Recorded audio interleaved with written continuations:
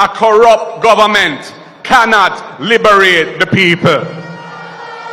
If the head of the stream is corrupt, the entire river will be also. I do not support corruption. Corruption takes money away from children's education. It deprives hospitals of basic necessities. It means that roads are not fixed. Corruption deepens inequality. It siphons off taxpayers' money to make a few cronies richer with the political connections instead of benefiting the people. This government has been doing everything it can to weaken and undermine the Integrity Commission, which is an institution that I designed as Minister of Justice and brought the legislation to Parliament to fight corruption in this country. I have said it before and I will tell you again, Jamaica cannot move forward without a government built on integrity that embraces principles of good governance in this country. A blessed good day to you, my wisdom warriors. Wagwan, wagwan. I hope you guys are in good. You telling me about cabinet committees and so on, but under the Disaster Risk Management Act, there is a council membership, which includes the leader of the opposition, all ministers of government, general secretaries of the parties, representatives from key private sector entities, advocates for vulnerable groups, Jamaica Council for Persons with Disabilities, and then it goes into the humanitarian organizations and relief. Is that active and meeting?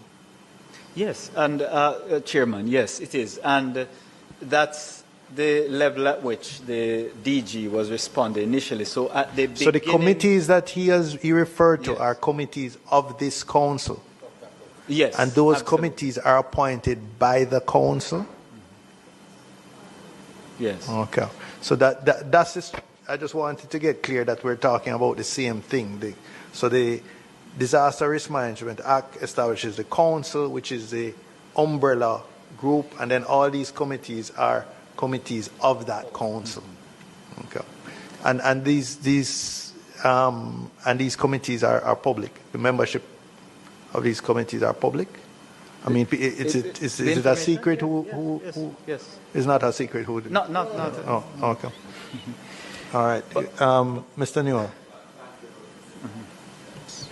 Thank you, Chairman. I just wanted a clarification. So the leader of the opposition and the general secretary of the major political parties, etc., they're being invited to these meetings, and it's a functioning committee operating. Yeah. Council meets once a year. Council meets annually, or as prescribed by Chair of Council. So they did have their meeting this year. I believe this was June. I understand why you were drilling down on this. So, and I assume that this meeting you're referring to was before Melissa. So there has been no meeting of the disaster. No, so the committees themselves are different. Council is there's been no meeting of the council. Exactly. So that is an annual meeting. That's an annual meeting. Annual meeting. So if that was held in January or June, and a disaster of this impact affects Jamaica, you don't think it would be useful to have a meeting next of that council? Well, is it prescribed that it can only meet annually? Not only annually, or as required. But this doesn't require that, in your judgment. The PS is going to take that. Chair, thank you so much. So I was using some language earlier, and again, some clarity will be helpful. I'm sorry if I wasn't clear enough. So we have a standing council by statute that is required to meet at least once per year. The council is chaired by the Prime Minister, and the Minister of Local Government is the deputy. The under the chairmanship of the Prime Minister, it meets once a year. The Minister of Local Government, who is the Deputy Chair, will meet with different committees from time to time as he sees fit, and within his ministry will ensure the business is carried on. What I was trying to clarify earlier, Chair, is that, Cabinet has been meeting like twice a week instead of once since the event, or in many weeks. And what was put in place was additional policy level oversight, where I was indicating that there's a 7-member committee of cabinet that has been tasked to, on a day-to-day basis, treat with various matters, and responsibilities were given to each minister, working with the deputy chair of council. So while the entire group of council may not have met in that way since the start of the season, because that's when they typically meet, the committees and the oversight committee of cabinet and the ministers that are assigned have been working assiduously. For example, Minister Vaz, with respect, co-chairs. yes, with respect, the way their legislation was framed was to get a very diverse council membership. It seems to me you're only paying lip service to it by having that diverse council meet once a year, but all the work and the oversight and the committees and everything doesn't reflect the diverse membership of the parent council. These are supposed to be committees of the council. So when you're telling me that a 7-member subcommittee of cabinet is overseeing the day-to-day, I don't think council was intended to oversee the day-to-day, the broad council. But I would have expected, in the circumstances, perhaps at least one meeting of the broad council, and then that the committees which oversee the ongoing, the humanitarian assistance, for example, would have some resemblance to the parent council that that it is a committee of. But this doesn't seem to be the case. But I want to go back to the distribution of aid. Can you remind me of the number of packages that the government has distributed to this point? I think it was 116,000. 15,000.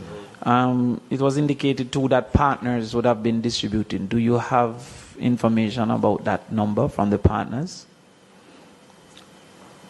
Not in my notes here, but I can indicate, for example, that the World Food Kitchen was one of our stronger partners. To date, they have done just 1.3 million hot meals into various communities. Right, but that's not packages. That would have been that's hot meals. Right. So they will give a daily distribution of hot meals. So if we work with the 116, you also indicated that you estimate that each package would serve about 4 people. Yes, for 4 days. For 4 days. Yeah. So with about 20 days gone, then we should have had about 5 rotations. That is ideal. That is ideal. So with this number, we should have indicated that if it was serving a family of 4, then at best, each family would have received 1/5 of the time, or 1/5 of the families would have received enough times. Which one is the more likely circumstance? Repeat this for my clarity. All right. So one for the 5 periods that would have existed since the hurricane, you have distributed enough food for 1 per family. So if it is 1 per family, then they would have received 1/5 of the times that you desired. Or was it that 1/5 of the family received enough rotations?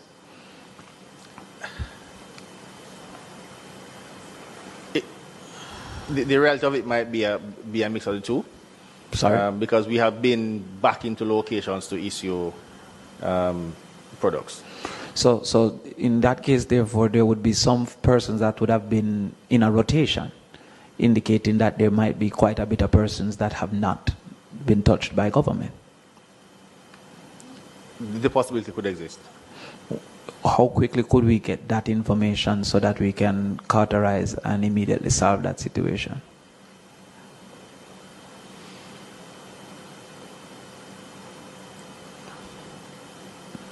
We could see to work on it just to complete it this week.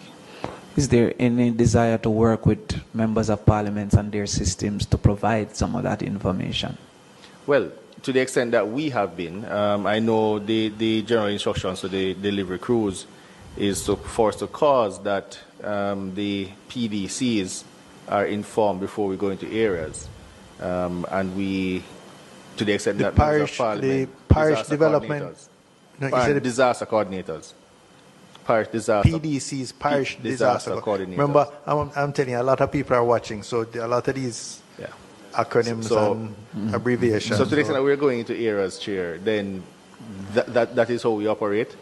We have seen in a number of instances members of parliament or councillors will come and they join in the so if they find out about it, but is there then any they call? can show up. But there's no message to them directly. Right. Is there a to call? say, we're Can going there to be a call for areas not yet touched, people not yet touched to be submitted? Because the numbers would suggest that either they are starving for 4 of the 5 rotations, or 4/5 of them are not getting.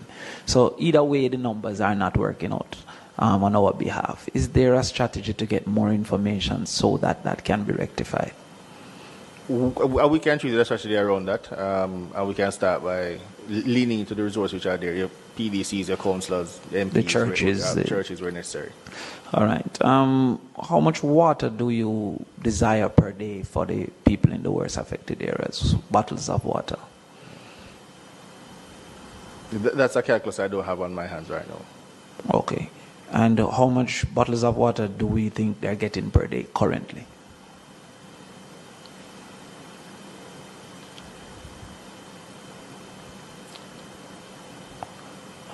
All right, Chairman, we'll get that information at the next meeting.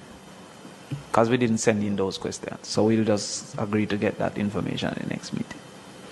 Or they can send it off to wait for the next meeting. Or the next send it off meeting will to probably us. be in 2 weeks, so you could send a written information at your own. Greetings, Jamaica. Hurricane Melissa has devastated our island, and so many of our people are suffering right now. People have lost their homes, their livelihoods are jeopardized, and a lot of people are traumatized by the experience that they went through on the 28th of October when the hurricane hit, and also what life has been like for them since, with no basic amenities, no electricity, no internet connectivity, no potable water, and fear for the future. I just want to reach out and thank each and every Jamaican and friends from other countries who have come on board to help our island at this time. The needs are deep and great, but the spirit of generosity is there, and you've been playing your part, whether it be through sending money or sending things that can go into care packages, foodstuffs, medical items, and even building items. These are all vital as we seek to get our country back on her feet. So big up yourself, and thank you for the bottom of my heart for what you've been doing, and keep doing it, because we're not over this yet. It's going to be a long and difficult road to recovery, and we're going to need support to get there. So may God always inspire you to do what's right for your loved ones and our beloved island, Jamaica. God bless you.